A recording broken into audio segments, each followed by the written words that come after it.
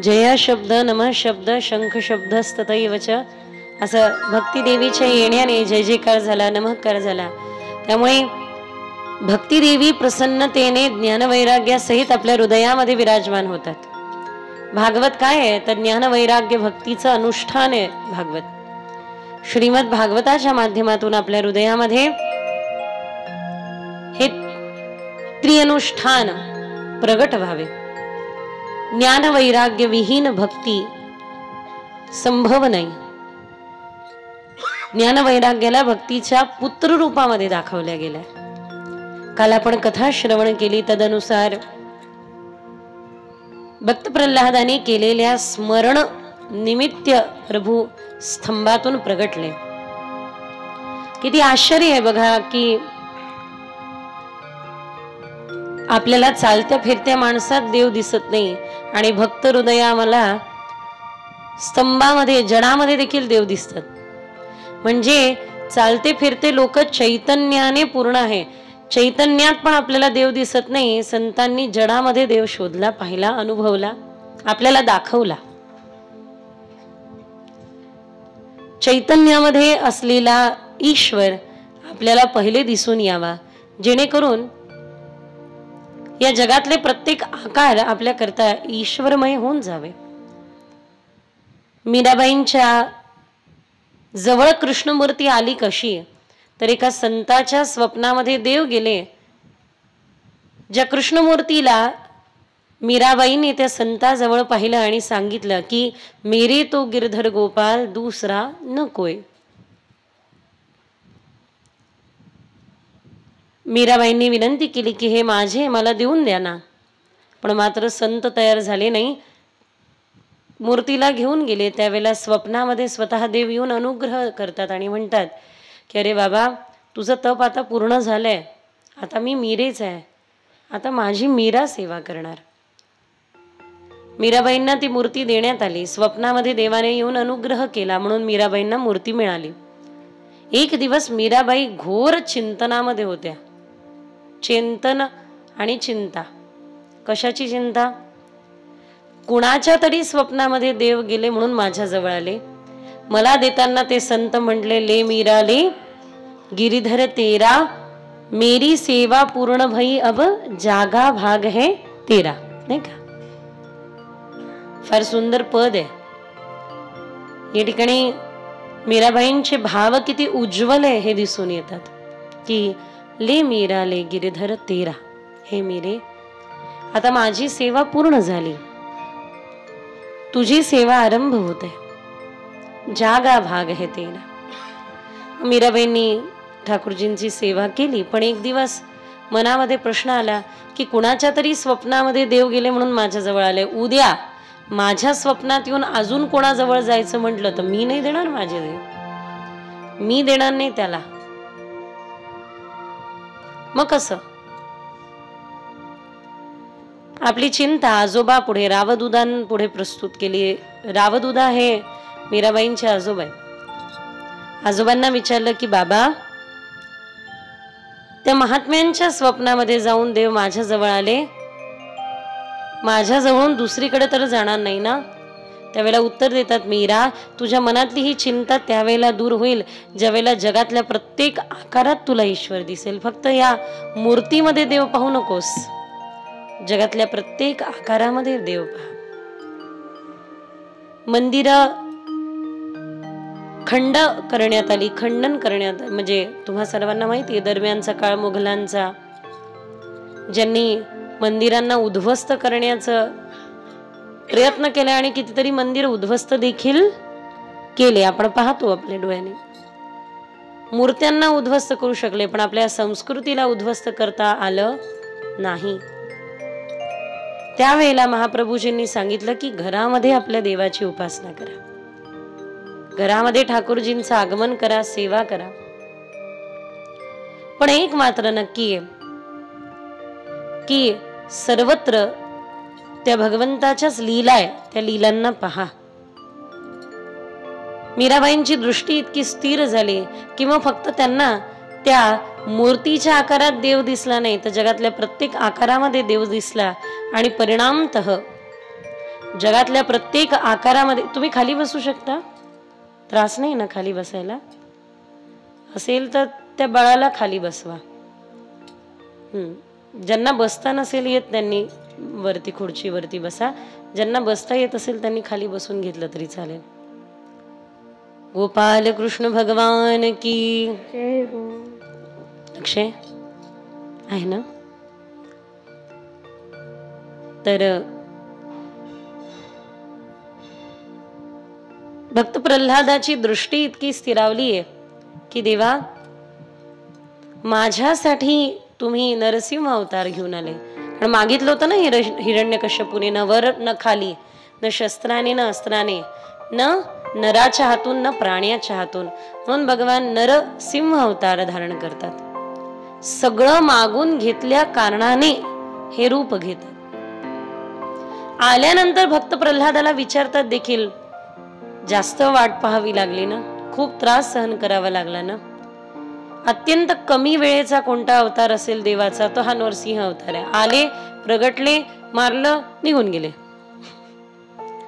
एकदम त्वरित. कृष्ण अवतारामध्ये तरी भगवान बरेच वर्ष राहिले, रामा अवतारात राहिले, बटू वामन अवतारामध्ये पण थोडा वेळ घालवला, बलिराजाचं समाधान होईपर्यंत आधी आधी. पण मात्र नरसिंह अवतारामध्ये देव आले आणि निघून गेले.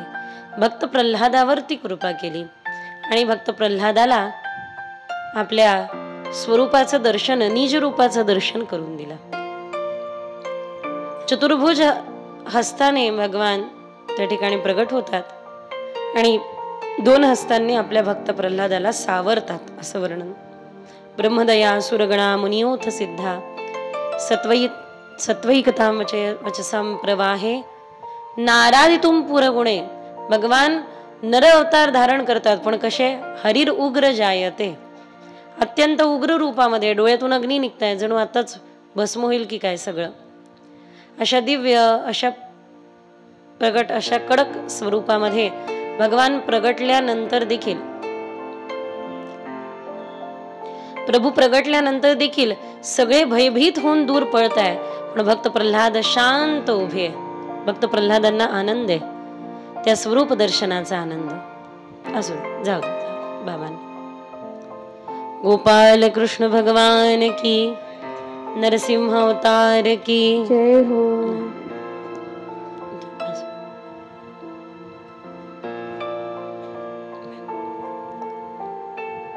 तशा प्रकारे ना भगवान नरसिंह अवतार धारण करतात.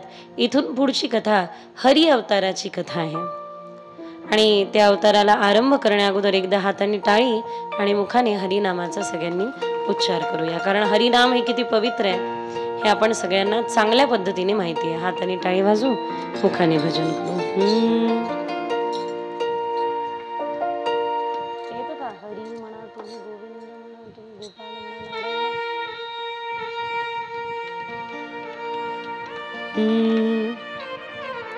हरी हरी हरी हरी हरी हरी हरी हरी हरी बोल, हरी बोल, हरी बोल म्हणा. हरी हरी हरी हरी हरी हरी हरी हरी हरी बोल, हरी बोल, हरी हरी हरी हरी हरी हरी हरी हरी हरी बोल, हरी बोल, हरी बोल. हरी हरी हरी हरी हरी हरी हरी हरी हरी बोल, हरी बोल, हरी बोल. केशव माधव गोविंद, केशव माधव गोविंद बोल, केशव माधव गोविंद बोल, केशव माधव गोविंद बोल. हरी हरी हरी हरी हरी हरी हरी हरी हरी बोल,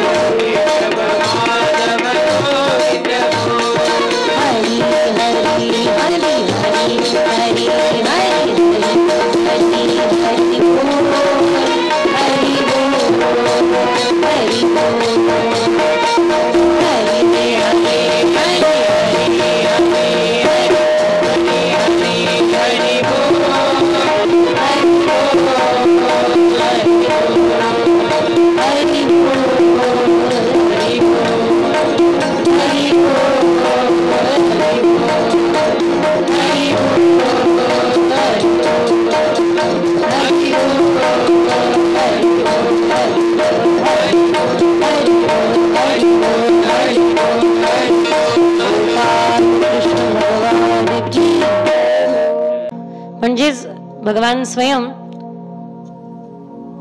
गजेंद्राचा उद्धार देखील करतात। हे बघा, वस्तुतः गंगा उगमापासून संगमापर्यंत पवित्र आहे। आपण सर्वांना कल्पना आहे, गंगेचा उगम ते संगम सर्व पवित्र आहे। उगमापासून संगमापर्यंत पवित्र असलेली ही गंगा जिथे जिथे मध्ये मध्ये विशेष रूपाने वाहते, तिथे तिथे याला तीर्थ रूपाने मानल्या जातं। का, कोणत्या रूपाने? तीर्थरूप, बरोबर ना? काही ठिकाणी संतांनी तप केलं, जसं हरिद्वार, प्रयाग, कुरुक्षेत्राच्या पुढे थोडं ज्यावेळेला ही गंगा हरिद्वार, ऋषिकेश आणि प्रयाग क्षेत्रातून वाहते, जिथे जिथे संतांनी तप केलं तिथे ती तीर्थक्षेत्र म्हणवल्या जाते। जरी गंगा उगमापासून संगमापर्यंत पवित्र असेल तरी मात्र तीर्थक्षेत्रांनी ती नटलेली आहे, सजलेली आहे। अगदी याच प्रकारे भागवत कथा प्रारंभापासून अंतापर्यंत जरी विशेष असेल, सुंदर असेल, तरी मात्र काही काही भागवतातल्या कथा या भागवतातल्या तीर्थक्षेत्र म्हणायला काही हरकत नाही। त्यापैकी काय काय? इथून पुढे जी कथा आपण ऐकणार आहोत ती कथा खरंच भागवतातलं तीर्थक्षेत्र आहे। या ठिकाणी बऱ्याच संतांनी तप केलंय, साधना केली। भागवताचा दशमस्कंद भागवताचा हृदय आहे आणि भागवतातल्या या कथा भागवताचं तीर्थक्षेत्र आहे। मग आता इथून पुढची कथा आपण पाहण्या अगोदर, भागवताचा अष्टम स्कंद आरंभ करण्या अगोदर, भागवताचा अष्टम स्कंद आरंभ करत असताना, भागवताच्या पुढच्या कथेकडे वळत असताना, मनवत्तन प्रकरणाकडे आपण पाहत असताना पहिले भागवताची त्या कथेची फलश्रुती ऐका आणि मग ती कथा ऐका।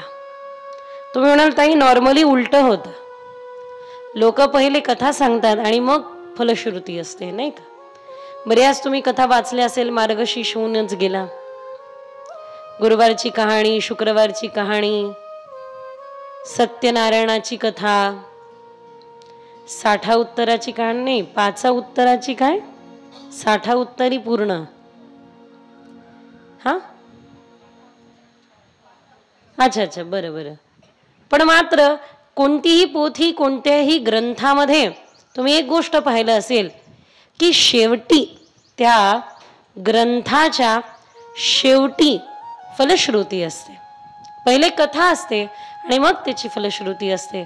पण आज आपण थोडं उलट करूया, पहिले फलश्रुती ऐकूया आणि मग कथा ऐकूया। कारण मला माणसाचा स्वभाव माहिती आहे, काही भेटायला तयार असलं ना, काही भेटणार असलं तर माणूस असा घ्यायला तयार राहतो, हा भेटू दे, वा वा, एवढा मोठा लाभ आहे का, मग तर मी तयार आहे। 600 रुपयाचा एकाने शर्ट घातला आणि फ्री मध्ये बर्फ वाटप चालला होता, 30 रुपयाचा बर्फ फ्री मध्ये वाटप चालला होता। 600 रुपयाचा शर्ट घातला आणि 30 रुपयाचा फ्री मध्ये मिळणारा बर्फासाठी तुटून पडला। लोकांनी त्याला इकडे खेच तिकडे खेच, गर्दी, 30 रुपयाचा फ्री मध्ये बर्फ भेटतोय त्याची गर्दी पहा किती, इकडे खेच तिकडे खेच, त्याचा शर्ट फाटला पण बर्फ मात्र घरी आणला। बायकोला म्हणते, पाहतो का आपलं फ्री मध्ये जे भेटेल ते आपण सोडत नसतो, जिथे लाभ असेल तिथे गेल्याशिवाय राहत नाही। पा 30 रुपयाचा बर्फ पा कसा फ्री मध्ये घेऊन आलो। बायको म्हणे, तुमच्यासारखे बुद्धिमान तुम्हीच म्हणे, ती बुद्धी विकायला जाल कुणीच घेणार नाही, कारण अजून वापरलेलीच नाही। बायको म्हणे, थोडं तर डोकं लावायला पाहिजे होतं। म्हणे का? अहो त्या 30 रुपयाच्या बर्फापायी 600 रुपयाचा शर्ट फाटला ना। हा म्हणे, काही हो पण बर्फ भेटला ना। माणसाला फ्री मध्ये काही भेटत असेल ना की गर्दी करायला तयार, तुडवायला तयार एकमेकांना। अहो केवढं घडते, लोक मंदिरामध्ये दर्शनाला जातात। मी पाहते छोटे छोटे मंदिर आहे सध्या, कॉरिडॉर झाले नाही, असली गर्दी करतात देवानारायणा, समोरच्याचा विचार करत नाही।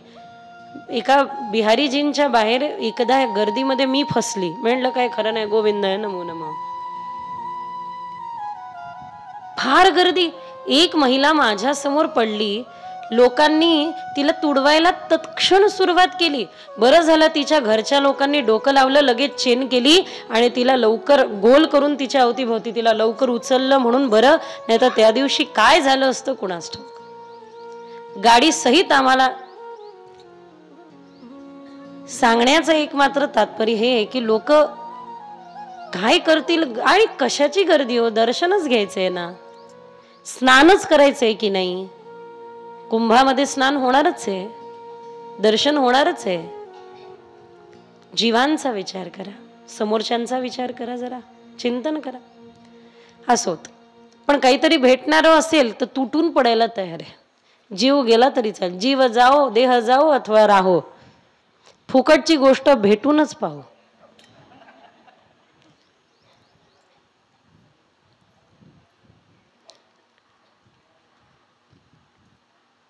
म्हणून आजच्या या कथेची फलश्रुती पहिले ऐका आणि मग कथा ऐका.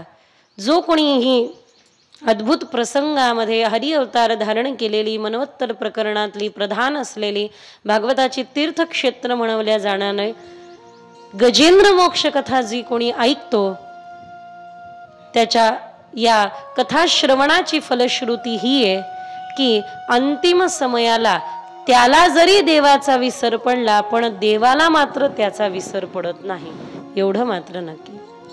त्याच्या अंतिम समयी भगवान त्याला स्मरण करतात. कुठलीही समस्या असो, सकाळी 4 वाजता उठून स्नानादी करून, 4 वाजता उठायचं नाही, 4 वाजता सुरू करायचं, म्हणजे 3-3:30ला उठून स्नानादी करून 4 वाजता गजेंद्र मोक्ष प्रार्थना प्रतिदिन जो म्हणतो त्याच्या जीवनातल्या त्रासादी दूर होतात. पण फक्त त्रासादींना दूर करण्यासाठी म्हणून नाही, तर भगवत भक्ती हृदयातली वाढावी याकरता पण हे अनुष्ठान केलं तरी काही हरकत नाही. प्रातःकाळी उठून ही गजेंद्र मोक्ष प्रार्थना गावी, जी गजेंद्राने गायली आहे ती आता कोणती आहे ही मी या ठिकाणी त्या पहिले कथेचं वर्णन करूया. गजेंद्र म्हणजे गज, गज म्हणजे हत्ती, गज म्हणजे जीव. अच्छा, या हत्तीचा परिवार आहे त्रिकुट पर्वतावरती राहणारा. त्रिकुट पर्वत म्हणजे काय? हा जीव 3 जे पर्वत आहे त्या 3 टोकाच्या पर्वतावरतीच राहतो. रज तम सत्व. राजसिकता असेल तर आपल्यामध्ये क्रियाशीलता येते, तामसिकता असेल तर आपण विश्राम करतो म्हणजे झोप लागते, आणि सात्विकता असेल तर आपलं कार्यसिद्धी होते.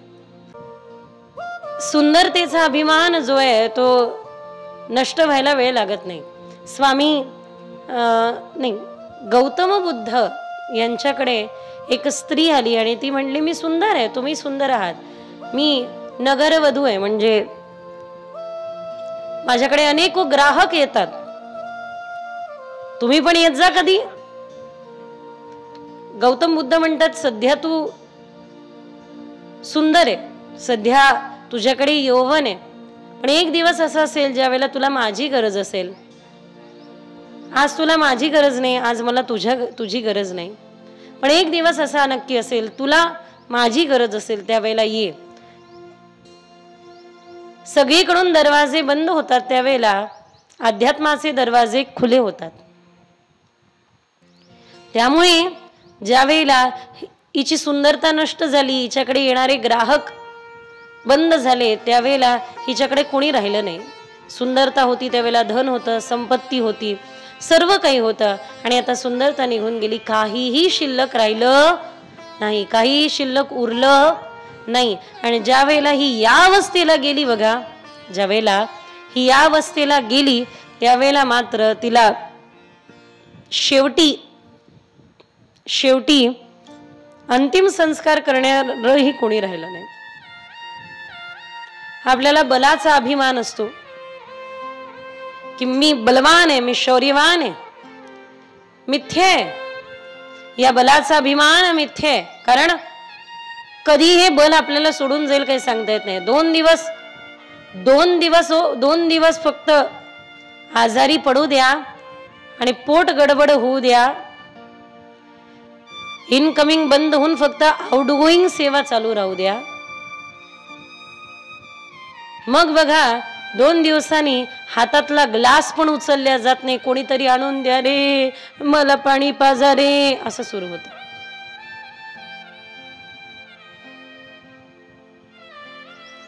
सुंदरता, धन, यौवन या सगळ्या गोष्टी अत्यंत नश्वर आहे. आज आपल्याकडे आता उद्या कोणाकडे असेल काही सांगता येत, काहीच सांगता येत नाही. मी मुलींना एक गोष्ट समजून सांगत असते की मुलींनो, या वयामध्ये आपलं काहीतरी निर्माण करा. हे वय निघून गेल्यानंतर पुढे काही नाही. माऊलींनी देखील 16 ते जास्तीत जास्त 40-35 16 ते 35-40 वय वर्ष असं असतं की ज्यावेळेला आपण काहीतरी निर्माण करू शकतो, काहीतरी करून दाखवू शकतो, घडवून दाखवू शकतो. मी मुलींना आवर्जून सांगत असते की मुलींनो, तुमच्या जीवनामध्ये प्रणाम नमस्कार.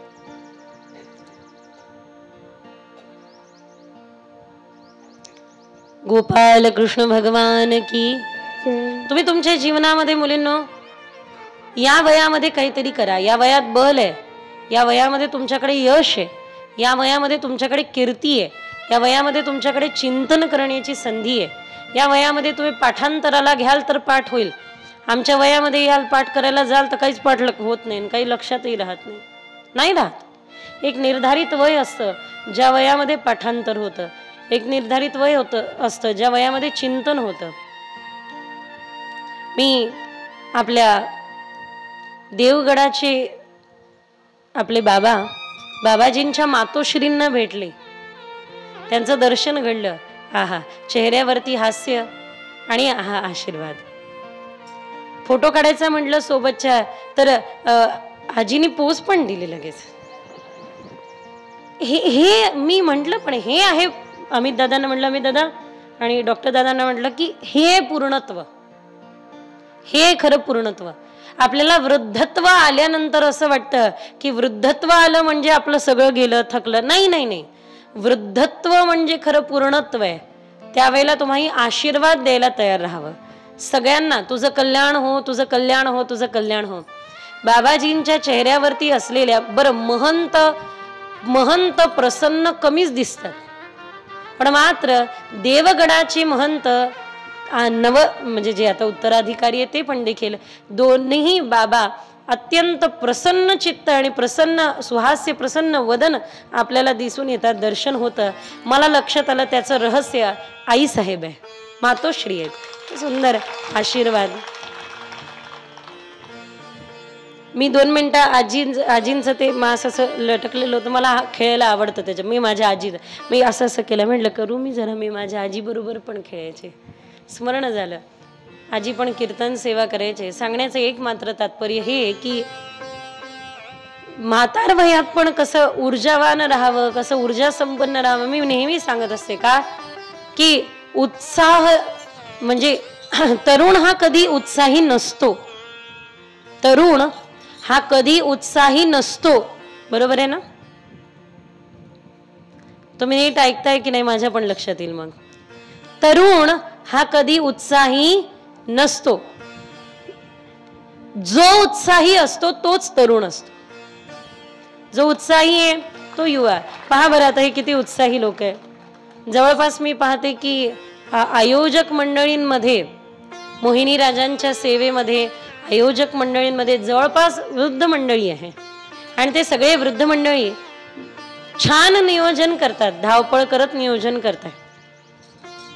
2-3 जण सोडले युवा अवस्थेतले तर बाकी सगळे मंडळी वृद्धावस्थेमध्ये आणि आशीर्वाद देण्याच्या स्थितीत आहे. हे आवश्यक आहे. बलाचा आपल्याला अभिमान असतो. सौंदर्याचा आपल्याला अभिमान असतो. धन, संपदा, ऐश्वर्य याचा आपल्याला अभिमान असतो. पण या 3ही गोष्टी इतक्या नश्वर आहे. आज आपल्याकडे तर उद्या कोणाकडे जाईल काही सांगता येत नाही. खरं आहे की खोटे? हो म्हणा, नाही तर हा धन्यवाद. होच म्हणा, खरंय म्हणा. आणि म्हणून कोण दिवस येई कैसा कोण जाणतो. हा गजेंद्र, गज म्हणजे जीव, हत्ती हा त्रिकुट पर्वतावरच्या असलेल्या सरोवरामध्ये मनसोक्त स्नान करत आहे, सोंडेनी पाणी उडवत आहे, स्वतःच्याही अंगावर आणि दुसऱ्याच्याही अंगावर. मायेमध्ये एकटा अडकत नाही, जीव दुसऱ्यालाही अडकवतो. एखादा भक्त जर का असला त्या घरामध्ये, ए कुठे चालला? मंदिरात. आतापासून आला देवदेव करायला चालला. हो घाल. मला बरेच मुलं येतात आणि म्हणतात की दीदी आमचे आई वडील आम्हाला देवदेव करू देत नाही. 2 माळा जास्त जपायला बसलं तर आई वडील म्हणतात आला मोठा भक्त बनला, चल काम कर. त्यांना वाटतं वैराग्य घेईल की काय, संन्यास घेईल की काय. म्हणून मी मुलींना सांगत असते, मुलींनो तुम्ही शिका, आणि जरी तुम्ही गृहस्थाश्रम कराल तरी तुमचा गृहस्थाश्रम नेटनेटका झाला पाहिजे. म्हणून अध्यात्म का शिकावं, अध्यात्माचं शिक्षण का घ्यावं?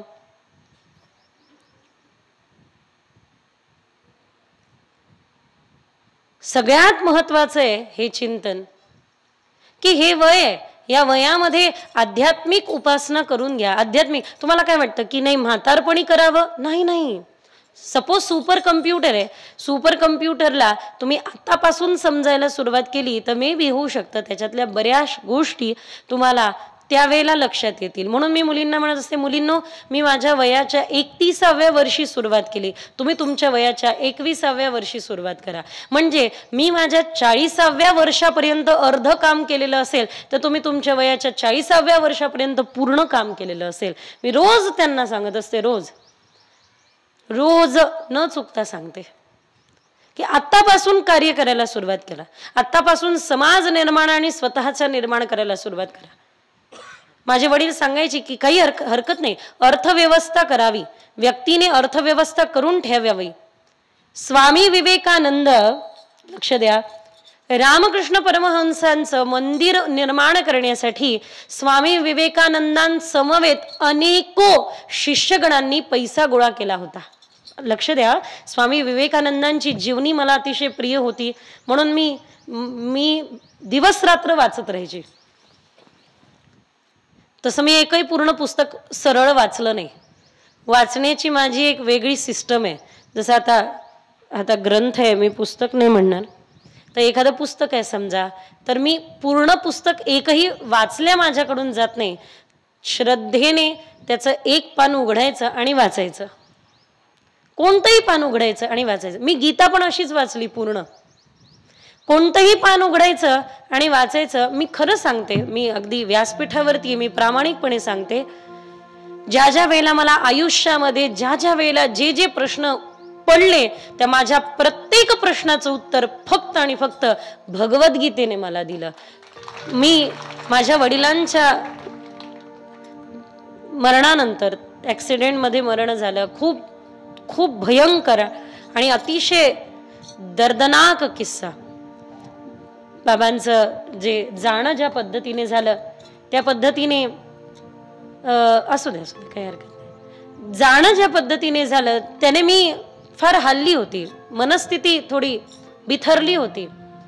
एका ठिकाणी बसले होते, जायचं होतं, प्रवास करायचा होता कथेनिमित्त. कारण माझ्या वडिलांनी सांगितलं होतं, बेटा मी जर का सकाळी मरण पावलो तर मला 1 तासाने अग्निदान दिल्यानंतर लगेच व्यासपीठावर जाऊन बसायचं, जर का तू कथेवर असेल तर. माझ्याला भेटी करता आलंच पाहिजे असं पण गरजेचं नाही. आणि खरंच तसंच झालं. मी दुसरीकडे होती, माझे वडील मरण पावले, त्यावेळेला त्यांचं शेवटचं मुख देखील बघू शकले नाही. मी सांगते काय, मला फक्त एवढं सांगायचं आहे, त्यांच्या जाण्याने मी फार हल्ली होती आणि शेवटी बघू शकली नाही, त्याचं पण एक दुःख होतं. मी बसली आहे बस स्टँडवरती, मी एका ठिकाणी जाते आणि मना अस्थिर असताना भगवद्गीता उघडली. जे श्रद्धेने जो पण श्लोक येईल तो उघडला आणि त्या श्लोकाचा अर्थ हा होता की इंद्रियांना सांभाळावं, मनाला सांभाळावं. मन सांभाळायला गेलं नाही तर सुख मिळणार नाही, सुख मिळालं नाही तर शांती मिळणार नाही, आणि शांती जीवनामध्ये नसेल तर आनंद कसा. म्हणून ज्या वेळेला मी ते वाचलं ना, तत्क्षण त्याच वेळेला माझ्या जीवनातल्या त्या प्रसंगातून, त्या चिंतेतून मी बाजूला आलेली होती. म्हणून भगवद्गीता ज्ञानेश्वरी साक्षात ते ग्रंथ आहे जे ग्रंथ व्यक्तीच्या मनस्थितीचं इतकं मोठं उत्थान करतात की आहे त्या स्थितीहून त्याला काढतात आणि त्याचा मनाचा उच्चांक गाठतात, त्याच्या दशेला बदलवतात आणि त्याला दिशा देतात. एवढं मात्र नक्की. संकट प्रत्येकाच्या जीवनात आहे, प्रत्येकाच्या जीवनात दुःख आहे, पण ग्रंथांना आपलं सोबती करा, ग्रंथ आपले सोबती व्हावे. पुस्तकं पण 3 प्रकारची असतात बघा. काही पुस्तकं राजसिक असतात, रजस वाढवतात. काही पुस्तकं तामसी असतात, तमस वाढवतात. पण मात्र ग्रंथ हे सात्विक असतात, सत्व वाढवतात. ज्या वेळेला मी स्वामी विवेकानंदांची जीवनी वाचत होती, स्वामी विवेकानंदांनी मंदिर निर्माण करण्याकरता खूप पैसा एकत्र केला, सगळ्या शिष्यगणांनी केला. आणि त्याच वेळेला प्लेग रोग आला. त्यावेळेला स्वामी विवेकानंदांनी म्हटलं की गोळा केलेला सर्व पैसा आजारी असलेल्या एक पेशंटसाठी लावून द्या. सोबत असलेले सगळेजण म्हणू लागले की अरे बाबा स्वामीजी, हा धन आपण मंदिराला उभं करण्यासाठी गोळा केलेलं आहे, मंदिर उभं व्हावं याकरता या धनाचा उपयोग व्हावा. हे धन आपण प्लेग रोग पसरलेल्या जर का पेशंटसाठी लावून दिलं तर भविष्यामध्ये मंदिर उभं करण्याकरिता आपल्याकडे धन राहणार नाही. त्यावेळेला स्वामी विवेकानंदांनी अतिशय सुंदर उत्तर दिलं, अरे बाबा माणसंच राहिले नाही तर मंदिराचा उपयोग तरी काय. माणसाच्या माणुसकीला जिवंत ठेवणं किती अनिवार्य. म्हणून मी या मुलींना सांगत असते, मुलींनो अर्थार्जन करा, बिलकुल करा, बिलकुल करा. आध्यात्मिक दृष्टीने करा, सेवा दृष्टीने करा. आम्ही मोठ्या मोठ्या युनिव्हर्सिटीमध्ये टॉक दिला जातो, 1 तास 2 तास 1.5 तास. ज्या वेळेला आम्ही टॉक देतो युनिव्हर्सिटीमध्ये जाऊन, त्या वेळेला आम्हाला व्याख्यान देण्याकरिता आमंत्रित केल्या गेल्यानंतर चांगलं भरभरून पाकिट मिळतं. पण ज्या वेळेला आम्हाला स्वतः सेवा करायची असते किंवा ज्या वेळेला आम्हाला कथा करायची असते त्यावेळेला आमच्या डोळ्यापुढे सेवाभाव प्रधान असतो. त्यामुळे कधीतरी माझ्या वडिलांनी सांगितलंय, कधीतरी सेवा पण प्रधान असावी. आपल्या जीवनामध्ये वक्तव्याची सेवा करत असताना किमान 1-2 स्थान तरी असे असावे की ज्या ठिकाणी तुम्हाला काहीही स्वार्थ नसावा, न धनाचं न प्रसिद्धीचं, फक्त एकच स्वार्थ असावा की त्या परमेश्वराच्या चरणाशी तुम्ही निस्वार्थ भावनेने, परमार्थ भावनेने सेवा करावी. बस एवढं मात्र नक्की. त्यामुळे मला इतक्या चांगल्या चांगल्या ठिकाणी सेवा करण्याची संधी मिळाली, भगवत कृपा. या ठिकाणी गजेंद्र संसारामध्ये आहे, संसाराचा तो सगळा पसारा स्वतःही अडकतोय आणि दुसऱ्यालाही अडकवतोय. अंगावरती पाणी उडवत आहे, इतरांच्याही अंगावरती पाणी उडवत आहे. आणि हे सगळं असं चाललं असताना काळरूपी मगराने गजेंद्राचा पाय पकडला. स्वतःचा पाय सोडवण्याचा भरपूर प्रयत्न केला पण पाय काही सुटत नाहीये. परत एकदा सांगेल, काळरूपी मगराने, कोणी? काळरूपी मगराने पाय पकडण्याचा प्रयत्न केला. गंमत बघा, ज्या वेळेला काळ पुढे येतो त्यावेळेला सगळ्यात पहिले पायच पकडतो. खरंय की खोटे? काळ येतो त्यावेळेला सगळ्यात पहिले पाय पकडतो. पाय कामातून निघून जातात, बसू देत नाही, उठू देत नाही, हालू देत नाही. ते म्हणतो ना आपण, वृद्ध भयो तब आलस उपजी तब नित कंठ रयो, माया जोडी तूने लाख करोडी, व्यर्था जन्म गयो रे तूने अजहून कृष्ण कयो. म्हातारपणामध्ये सगळे इंद्रिय कामातून जातात. मी बरसाण्याला होते, आमच्या राधाराणींचं दर्शन करून ते उतरत होते, काय म्हणतात त्याला, सीड्या, पायऱ्या उतरत होती. एक अत्यंत डबल हड्डी महिला सीड्या उतरण्याचा प्रयत्न करत होती. मी त्यांना विचारलं आपण कोण? तर म्हणे मी बनारस म्हणजे काशी मध्ये एका चांगल्या कॉलेजची प्राचार्य आहे आणि त्यांचं ते सगळं पाहिलं. त्यांना हात धरून आम्ही बरसाण्याच्या त्या एवढ्या मोठ्या पायऱ्या उतरून दिल्या. पण मात्र एक माझ्या गोष्ट लक्षात आली, काय की संसारामध्ये शरीराला एवढं पण खर्च करू नका की हे शरीर पुढे तीर्थयात्रा करू देणार नाही. हात जोडून विनंती आहे. संसार में शरीर को इतना भी मत लगा दो कि ये शरीर से फिर आगे सेवा ही न हो. साधू सेवा जर का शरीराने झाली नाही, तीर्थयात्रा जर का शरीराने झाली नाही, तर काय कामाचं. अहो संसारामध्ये पूर्ण लावून देऊ नका शरीराला. थोडस त्याला म्हणतात ना, चोरा, थोडी चोरी करा. आणि चोरी जर का सत्कर्मासाठी असेल तर करायला काही हरकत नाही. आमच्याकडे एक फार सुंदर गायक होते, पण मात्र गायला लावलं की ते नाभीपासून नाही गायचे, फक्त गळ्यातूनच गायचे. नाही रे नाही कोणाचे. कोणी म्हटलं, दादा कशासाठी चोरून ठेवताय. ते गंमत म्हणून आम्ही सांगत असतो ना. त्या दिवशी पण मी सांगितलं की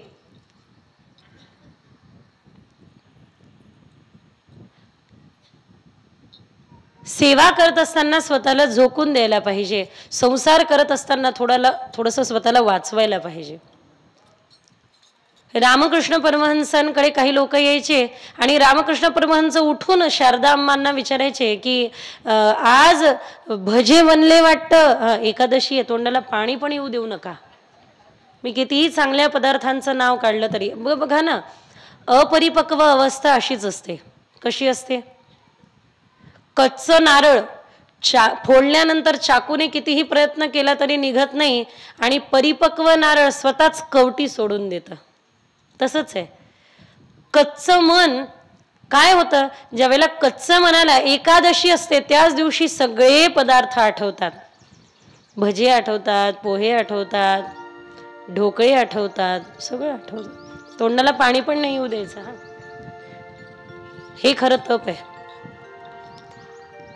विद्वद्गण भेटायला यायचे आणि भेटायला आल्यानंतर रामकृष्ण परमहंस शारदा अम्मांना विचारायचे, मग आज स्वयंपाक खोलीत काय बनतंय विशेष. शारदा अम्मा म्हणायच्या की तुम्हाला भेटायला विद्वान गण आले, तुम्ही जरा त्यांच्याकडे लक्ष द्या ना. त्यावेळेला रामकृष्ण परमहंस म्हणायचे की ज्या दिवशी मी अन्नाकडे पाहणार नाही त्याच्या तिसऱ्या दिवशी मी प्राण सोडल्याशिवाय राहणार नाही. तर रामकृष्ण परमहंसांचं हे मत होतं, या शरीराचे लाड लढवा, या शरीराचे लाड पुरवा, पण कुठपर्यंत. या शरीराला तोपर्यंत लाडकावा जोपर्यंत या शरीराकडून सेवा होत आहे तोपर्यंत. ज्या दिवशी सेवा सुटेल त्या दिवशी शरीराचे लाड पण बंद करून द्या. तीर्थयात्रा उपयोगी यावं. धन सर्व काही नाही, पण त्या धनाने सत्कर्म करता यावे. तन सर्व काही नाही, पण या तनाने सेवा करता यावी. जीवन सर्व काही नाही, पण या जीवनाला ईश्वर चरणी व्यय करता यावं, समर्पित करता यावं. गजेंद्राला पाय सगळ्यात पहिले काळरूपी मगर पकडतो आणि हतबल करतो. त्यामुळे पाय पहिले पकडल्या गेला की समजायचं आता स्वतः पाय सोडवण्याचा प्रयत्न करत आहे. पत्नी मुलं बाळ सगळे सोबत आहे. खूप प्रयत्न केला तरीही सुटत मात्र नाही. पाय सोडवण्याचा प्रयत्न केला पण निघत मात्र नाही. शेवटी एक एक करत सोबतचे साथ सोडून चालले. मुलं बाळ निघून गेले, पत्नी निघून गेले. पत्नीने विचार केला हा तर मरेन, आपल्यालाही घेऊन मरेन. एक शिष्य गेला आपल्या गुरुदेवांकडे आणि गुरुदेवांना म्हणून, गुरुदेव माझी बायको माझ्यावर इतकं प्रेम करते, तुम्हाला काय सांगू. महात्मा तुम्ही प्रपंच केला नाही, तुम्ही संसार केला नाही, तुमचं चूक झालं. काय आनंद असतो संसारात. काही लोक असतात असे आपल्याला सल्ले देतात. आम्हालाही सल्ले देणारे भरपूर आहेत. ताई तुमचं वय काय, मिळत असते करायचं काय. तुमचे सल्ले तुमच्याकडे ठेवा. मी जिथे कुठे आहे तिथे अत्यंत सुंदर आहे, अत्यंत उत्तम आहे. माझं जीवन फार सुरळीत चाललेलं आहे. दुसऱ्याला हेवा वाटावा असं जीवन आहे. बरेच जण मला म्हणतात ताई बरं झालं तुम्ही हा निर्णय घेतला, नाही तर काय सांगू 2 लेकरं 3 त्यांची 10-12 चाकरं ते सांभाळता नाकीनऊ येत. म्हटलं हो आम्ही वेळेत सावध झालो. सावधान ऐकण्याच्या अगोदर सावध झालो. लक्ष द्या. शिष्य वारंवार येत होता आणि आपल्या महात्म्यांना सांगाय, ओ महात्मा काय सांगू, माझी पत्नी इतकी चांगली, खूप सेवा करते. महात्मा म्हणे, एक दिवस मी सांगतो तशी परीक्षा घे बस, बाकी काही नाही. याने सांगतात तशी परीक्षा घ्यायला सुरुवात केली. घरी आले आणि घरी येऊन पत्नीला म्हटलं, अगं जरा माझ्या आवडते गुलाबजाम बनव ग. पत्नीने गुलाबजाम बनवले आणि याने सांगितलं तसं करायला सुरुवात केली. काय, मरणाचं नाटक करायला सुरुवात केली.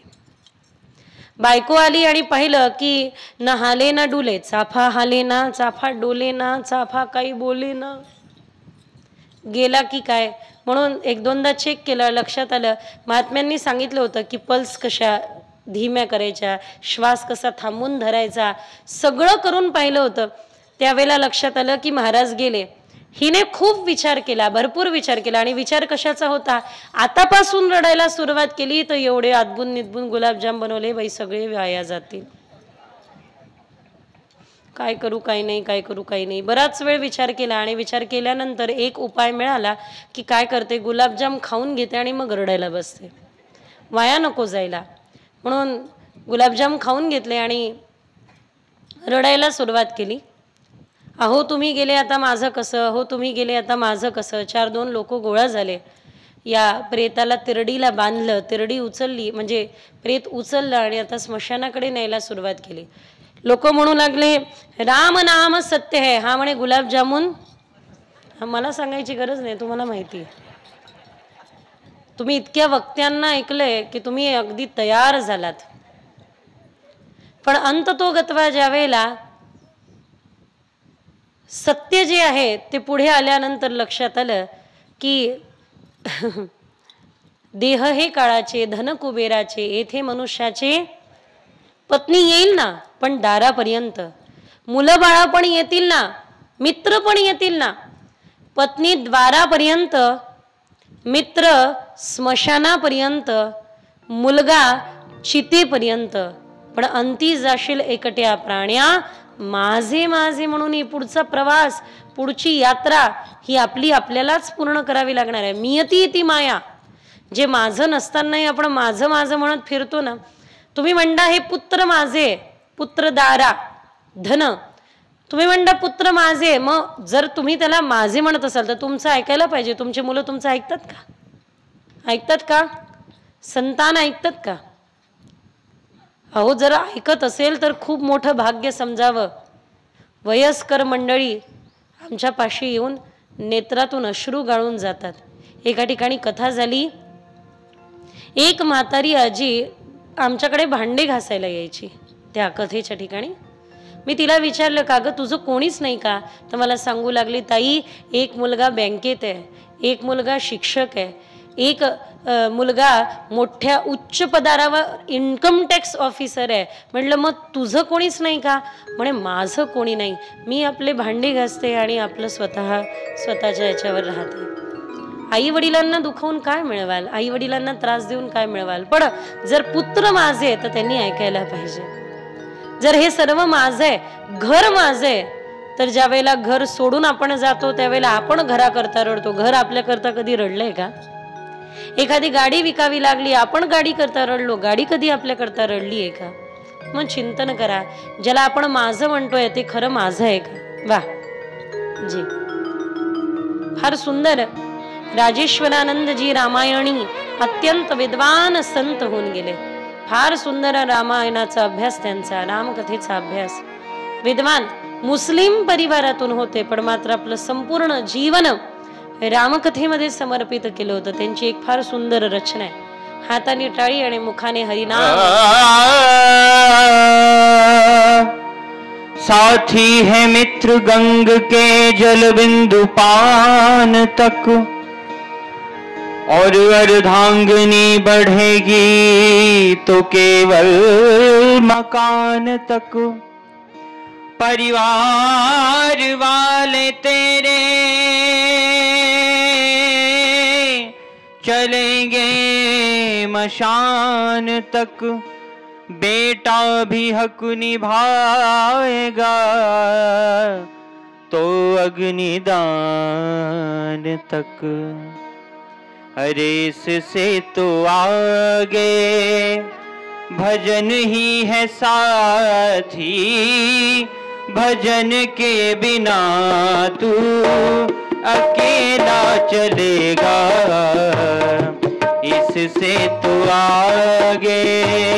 भजन ही है साथी, भजन के बिना तू अकेला चलेगा। जीवन ये 2 दिन का मेला रहेगा, कायम ये जग का झमेला रहेगा। जीवन ये 2 दिन का मेला रहेगा, कायम ये जग का झमेला रहेगा। राम राम राम बोलो, राम राम राम, राम राम राम बोलो, सिया राम राम राम बोलो, राम राम राम, राम राम राम बोलो,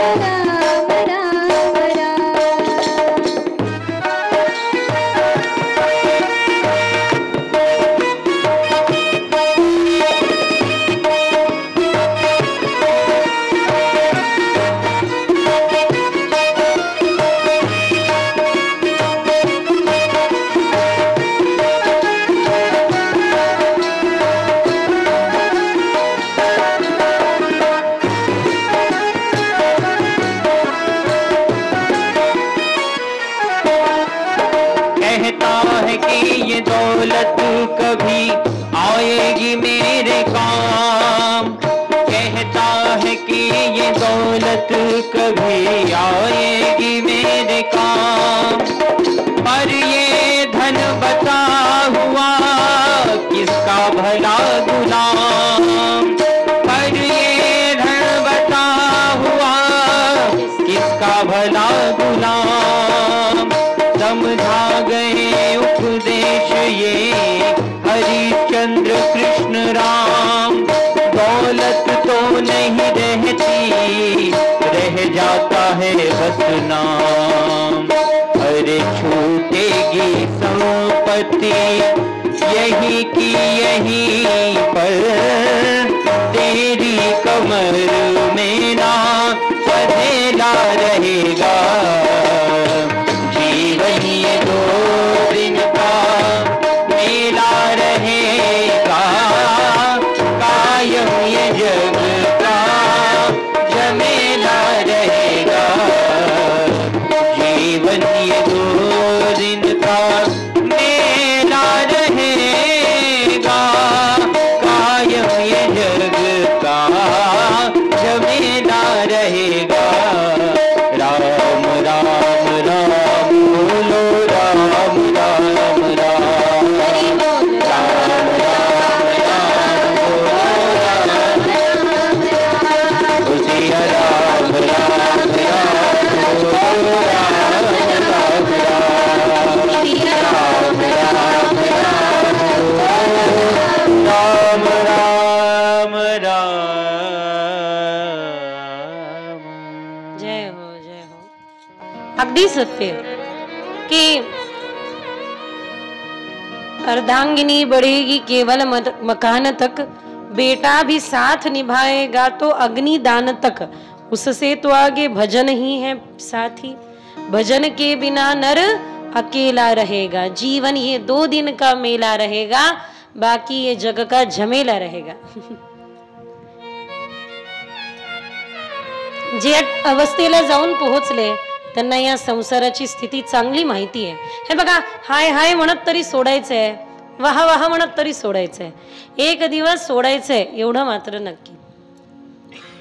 आम्ही एखाद्या ठिकाणी गेलो त्यावेळेला थोडी वस्तू थोडी व्यवस्था कमी असेल तर काय म्हणतो, जाऊ दे ना, आपल्याला कुठे कायम राहायचं इथे।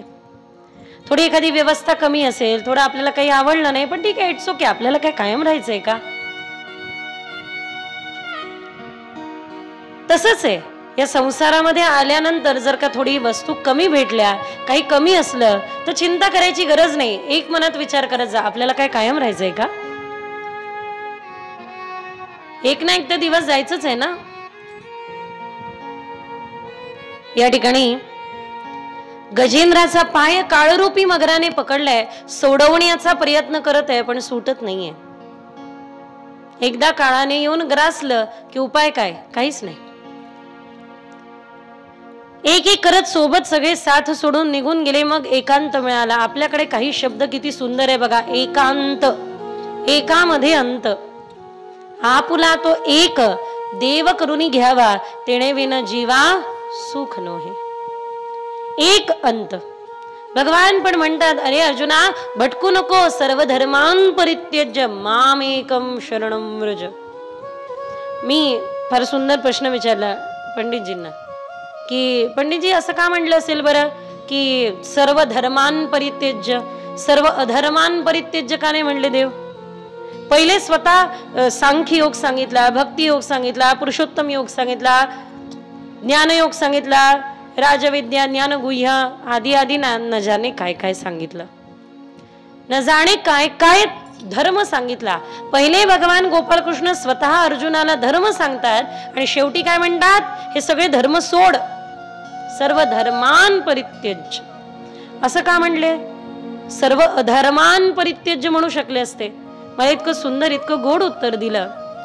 पण मला खरंच भगवत कृपेने इतका चांगला संग मिळाला. आमच्या भट्टजींच्या हवेलीचे जे बाबा आहे ते कायम सांगतात की तुम्हाला नाही काही जमलं, पुस्तकं वाचता आली, कमीत कमी तुम्ही चांगला संग करा. आणि भगवत कृपेने पहिलेपासून मला व्रजवासी संघ मिळाला, त्यामुळे कृपा आहे माझ्यावरती. खरंच श्री राधाराणीची कृपा आहे. श्याम लंगे संग डोले, असं मला पदोपदी अनुभूती होते. या अहो ब्रजवासीच्या घरचा भाकरीचा तुकडा जरी मिळाला तरी आपण भाग्यवान समजावं. कारण ब्रजवासी प्रत्येकाला आपलं करत नाही. ब्रजवासी भाकरीचा तुकडा म्हणजे किनका प्रसाद मानला जातो. चांगले चांगले योगी तपस्वी आमच्या वृंदावनात येतात आणि ब्रजवासीच्या घरी भिक्षा मागत फिरतात. आपलं संपूर्ण जीवन संगीत सेवेमध्ये आणि भगवत सेवेमध्ये समर्पित आहे. फक्त एवढं नाही, अनेको अनेको, जसं अष्टछाप कवी आहेत, जसं त्यांनी फार सुंदर भगवंताच्या लीला लिहिल्या, अगदी त्याच प्रकारेनं आपण देखील सुंदर भगवंताच्या लीला लिहितात. आणि ते पुस्तक देखील उपलब्ध होतं भगवत लीलेचं, लीला रस मंजिरी. आणि जमुनाजींच्या कृपेने, गुरुदेवांच्या कृपेने जी लीला अनुभूती आहे ती लीला अनुभूती त्या लीला रस मंजिरीमध्ये नमूद आहे. एकदा जोरदार टाळ्या वाजवल्या तरी काय हरकत.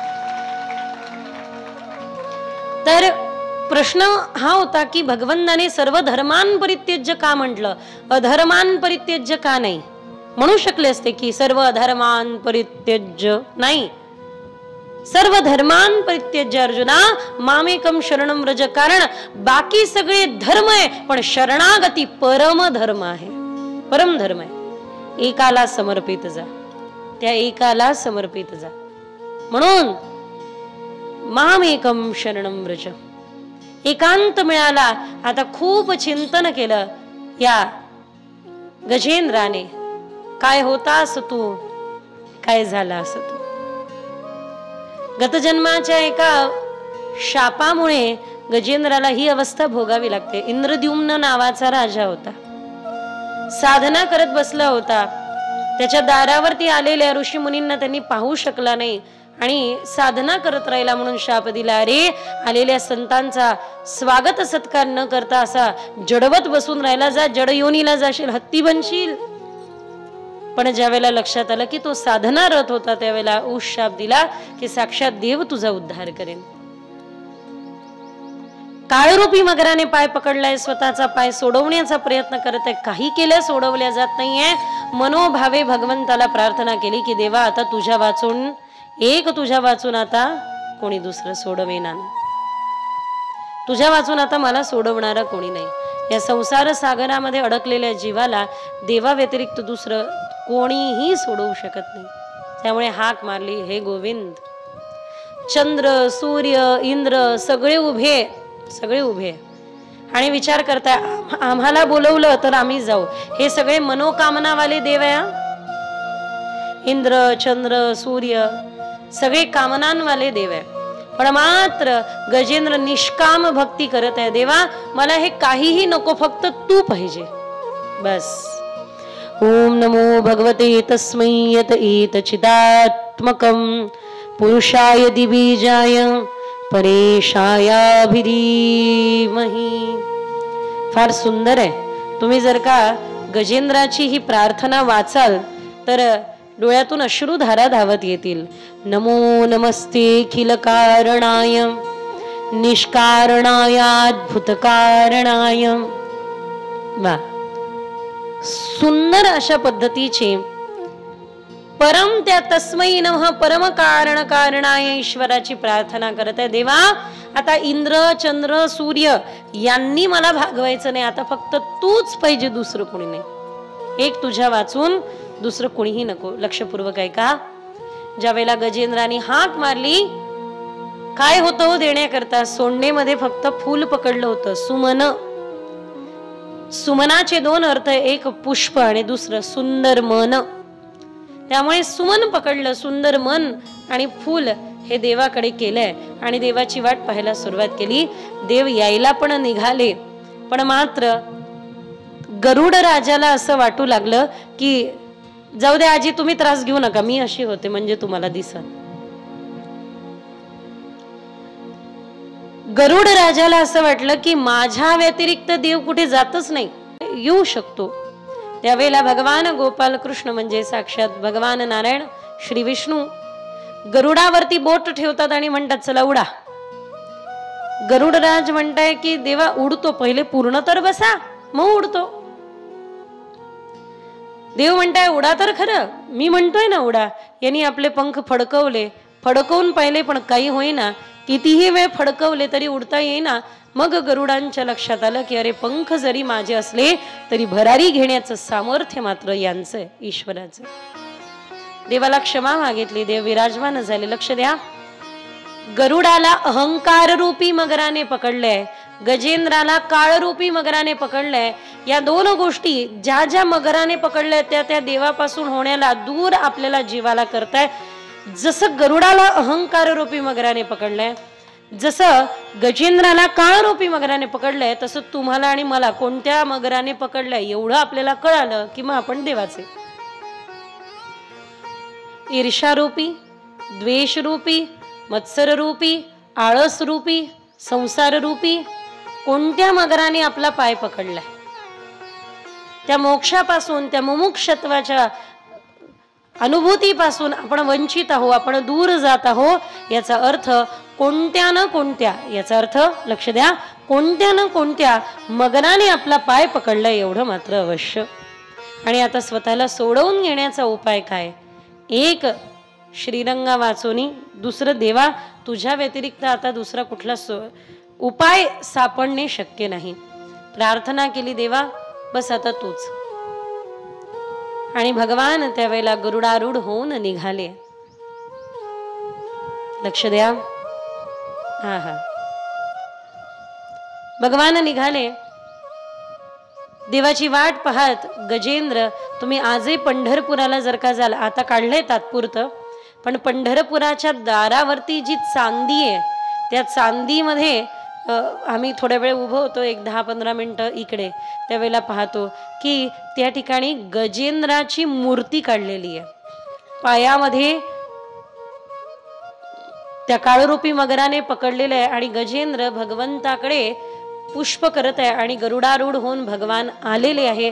अशी सुंदर मूर्ती पंढरपुराच्या द्वारावरती रेखांकित केलेली आहे. ज्यांना ज्यांना आपल्या स्थितीतून मुक्ती पाहिजे, आपल्या स्थितीतून मोक्ष पाहिजे, सगळ्या दुःखांमधून अवस्थेमधून सुटका करून घ्यायची आहे, त्यांनी गजेंद्र मोक्षाची ही जी छवी आहे, हे छायाचित्र आहे, ते डोळ्यापुढे ठेवावं, घरात लावावं, मंदिरात ठेवावं, येता जाता पाहावं. कारण ही कथा श्रवण केल्यानंतर तुमच्या शेवटच्या समयी तुम्हाला जरी देवाचा विसर पडला, पण देवाला मात्र तुमचा विसर होणार नाही. देव आपल्यासाठी धावत यावे. कसे धावत यावे? जसे गजेंद्रा करता आले. म्हणून दोन्ही हात वर करा आणि सगळ्यांनी मिळून प्रार्थना करा की देवाने यावं. काही देवाने यावं असा सगळ्यांनी मिळून प्रार्थना करा. असेच हात ठेवा फक्त 4 तास. धन्यवाद. चालेल, काही हरकत नाही. मला 2-4 घरचं जेवणाचं निमंत्रण आहे, ते वाचलं मी, तुमच्या कामाचं नाही.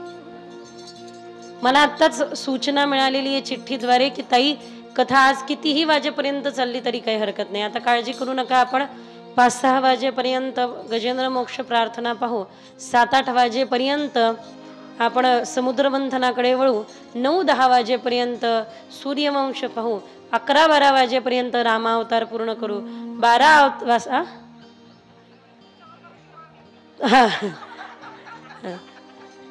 मी तर म्हणत होती, मला वाटलं फक्त तुम्ही म्हणाल की काय चला काकडा इथंच सुरू करा.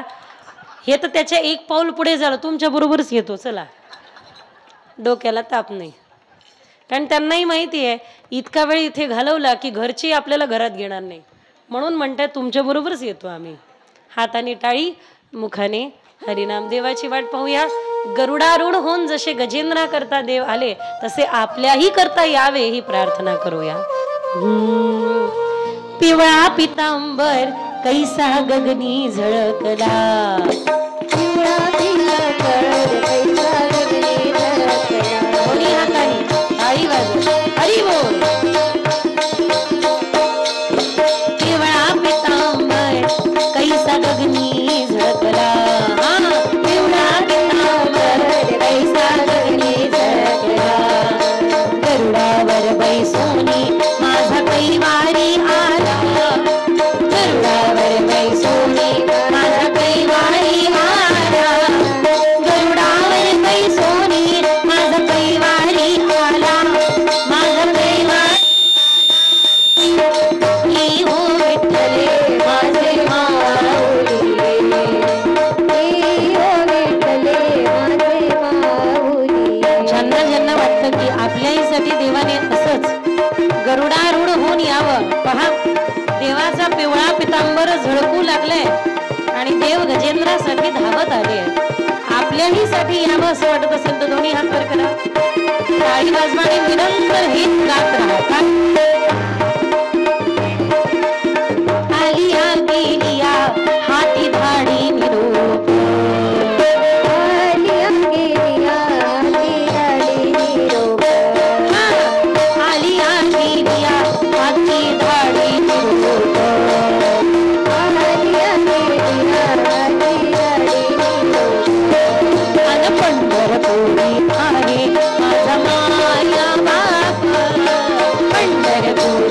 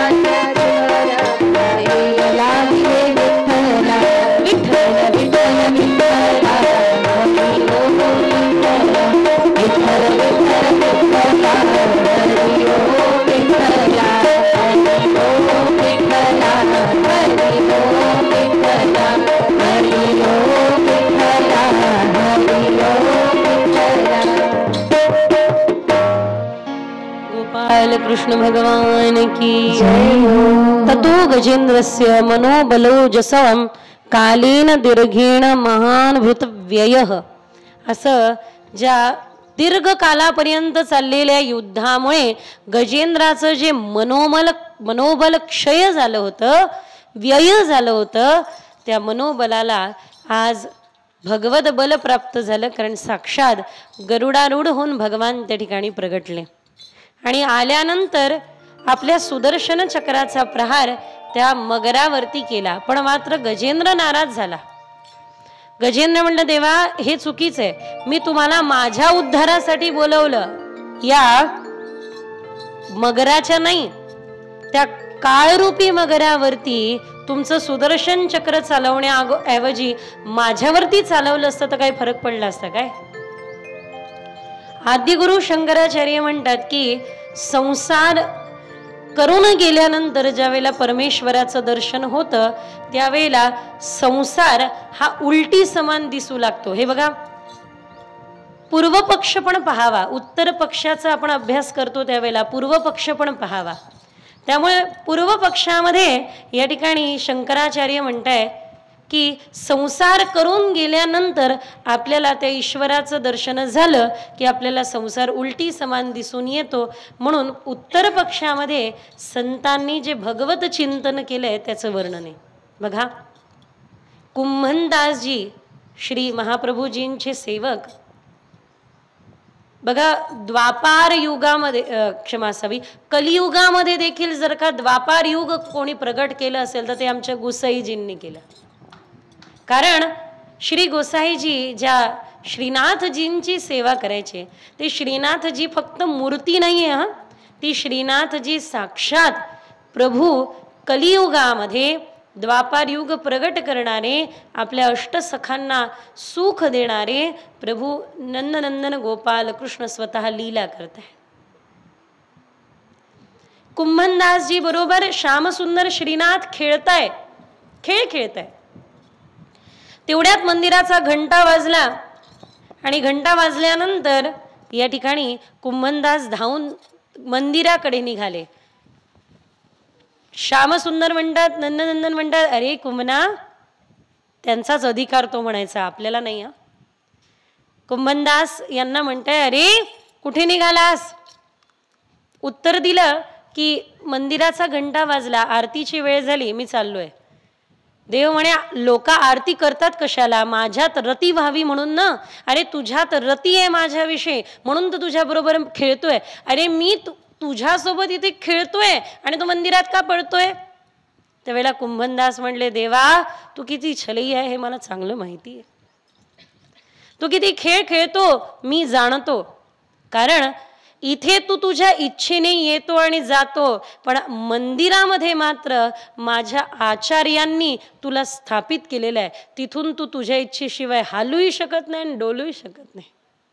त्यामुळे इथे तू तुझ्या इच्छेने येशील आणि जाशील, पण माझ्या आचार्यांनी इथे तुला स्थापित केलेलं आहे. मोहिनी राजांच्या मंदिरामध्ये यावं. मंदिरांमध्ये का जावं? कारण मंदिरांमध्ये मूर्ती जी स्थापित केलेली आहे, जी विग्रह जो स्थापित केलेला आहे तो आचार्यांनी केलेला आहे, संतांनी केलेला आहे. त्या ठिकाणी साक्षात मम प्राण त्वम प्राण म्हणत साक्षात संतांनी त्या परमेश्वराची मूर्ती तिथे उभी नसून तर साक्षात त्या आपल्या प्राणाला त्यामध्ये समाविष्ट करत परमेश्वराला तिथे अवतरित केलेला आहे. म्हणून भगवान ज्या वेळेला या गजेंद्राने विचारलं की देवा ते सुदर्शन चक्र त्या मगरावरती का चालवलं, माझ्यावरती का नाही? त्यावेळेला उत्तर दिलं की अरे बाबा, मी माझ्या भक्ताचा तर उद्धार करतोच, पण माझ्या भक्ताचे जो चरण धरतो त्याचा मी पहिले उद्धार करतो. सतरती सतरती सलोकांस्तारती. ते तरतात. उलट असं म्हटलं तरी चालेल, ते तरलेले आहे ते आपल्याला तारावयासाठी, तारावया पार भव सिंधू, ते आपल्याला तारण्या करता येतात. अहो, इच्छेने पाय धरा त्यांचे, मनाने धरा न मनाने धरा. ते म्हणतात ना, भाव कुभाव अनख अलसहू नाम जपत मंगल दिस, दसहू. इच्छेने भरा धरा, अभावाने धरा, भावाने धरा, कोणत्या का विचाराने होईना तुम्ही ज्या वेळेला देवाचे म्हणजे संतांचे चरण धरता त्यावेळेला तुमचा उद्धार त्यांना करावा लागतो. धरावे ते पाय आधी आधी, म्हणून ते चरण सगळ्यात पहिले धरावे. पहा बरं, मगराने अत्यंत दूषित बुद्धीने गजेंद्राचा पाय पकडला होता, जीव खेचण्याकरता पाय पकडला होता, पण तरी देखील देव आल्याशिवाय राहिले नाही आणि देव तारल्याशिवाय राहिले नाही. गजेंद्राच्याही अगोदर त्या मगराचा उद्धार झाला असं म्हणायला काही हरकत नाही. गजेंद्राचा तो उद्धार झालाच झाला, देव तर त्याला दर्शन झालंच झालं, पण मात्र सुदर्शन चक्राच्या प्रहाराने त्याचाही उद्धार झाला. एक स्वातंत्र्य सेनानी होते, आता अलीकडची गोष्ट 30-40 वर्ष होऊन गेले असावे. स्वातंत्र्य सेनानी होते, यमुनेमध्ये स्नान करायचे. राधावल्लभीय परंपरा, आमच्या वृंदावनामधले एक महात्मा आता सगळ्यांच्या परिचित आहे, प्रेमानंद बाबा. प्रेमानंद बाबा ज्या राधावल्लभ परंपरेतले आहेत त्याच राधावल्लभ परंपरेतले एक संत होते, यमुनेमध्ये स्नान करत होते. राधावल्लभ परंपरेमध्ये खूप चांगले चांगले संत होऊन गेले. काही लोक येतात प्रेमानंद बाबांचं दर्शन घेतात. मी त्यांना सहज विचारत असते, का रे तुम्ही बाबांचं दर्शन घेताय खरं, पण बाबांची जे इष्ट आहे त्या राधावल्लभलालजींचं दर्शन घेतलं का? ते म्हणे नाही, आम्हाला माहितीच नाही.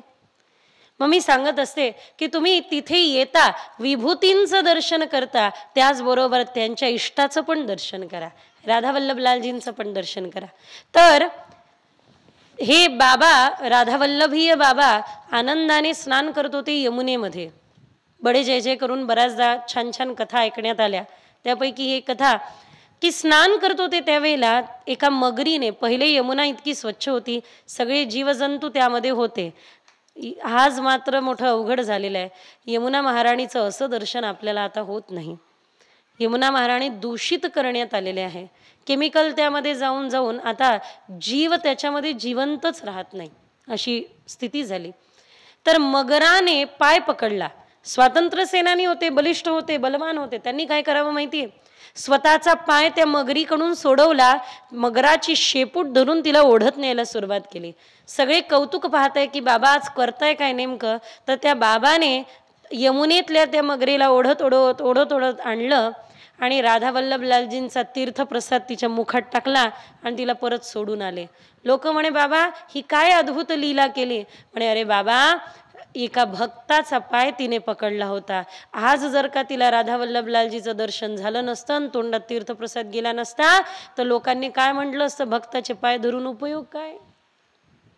म्हणून मी तिला दर्शन करून दिलं. पहा, एक मगर पाय पकडते पण भक्त प्रवृत्ती ही आहे की तिलाही देवदर्शन होत आहे आणि तीर्थप्रसाद प्राप्त होत आहे.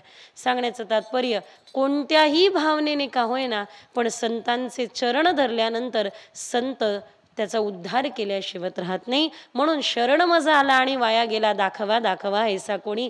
त्यांना शरण जावं आणि आपण वाया गेलो असं आपलं जीवन कधी होणार नाही. असे संत कृपा करतात. कृपा सिंधू, कृपा वपू स्वतः ते होऊन येतात. म्हणून भगवंताचं वचन आहे की माझ्या भक्ताचा उद्धार मी करेल, पण माझ्या भक्ताच्याही अगोदर त्याचे जो कोणी शरण येईल त्याचा उद्धार अवश्य करेल. अशा प्रकारे ना या ठिकाणी गजेंद्र मोक्ष कथा तर आपण श्रवण केली, पण सोबत सोबत संत महात्म्य देखील आपण पाहिलं. संतांचे महात्म्य आपण जाणून घेतले. इथून पुढच्या सुंदर अशा कथेकडे वळण्या अगोदर एकदा हाताने टाळी आणि मुखाने सगळ्यांनी हरिनाम जपू, संतांचा जय घोष गाऊ.